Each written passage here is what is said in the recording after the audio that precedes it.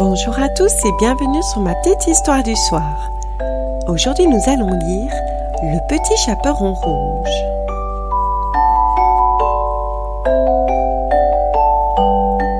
Un jour, la mère du Petit Chaperon Rouge lui demanda d'apporter un panier de nourriture à sa grand-mère, qui était malade et au lit. Avant de partir, sa maman lui recommanda « Fais attention à ne pas croiser le loup ». Le Petit Chaperon Rouge se mit en route, mais le loup la suivit. « Où vas-tu, petite ?» lui demanda-t-il en souriant. La petite fille, oubliant le conseil de sa mère, lui expliqua qu'elle allait rendre visite à sa mamie. Le loup lui dit au revoir très gentiment, mais dès que la petite fille le perdit de vue, il courut en prenant un raccourci qu'il connaissait aussi pour arriver le premier à la maison de la grand-mère.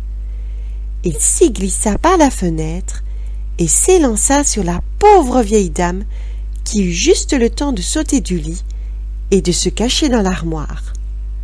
Le loup décida de l'y enfermer, puis prépara un plan pour duper le Petit Chaperon Rouge. Quand la fillette entra dans la chambre, elle vit sa grand-mère dans le lit, mais la trouva bien changée. « Oh, mamie, que tu as de grandes oreilles !»« C'est pour mieux t'entendre, mon enfant, » lui répondit-elle. « Et que tu as de grandes dents ?»« C'est pour mieux te manger !» cria le loup en se jetant sur la petite fille, qui comprit vite qu'il s'agissait d'un piège.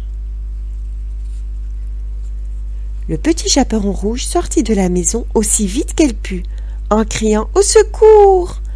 Le loup était sur le point de la rattraper, quand soudain, des coups de feu retentirent.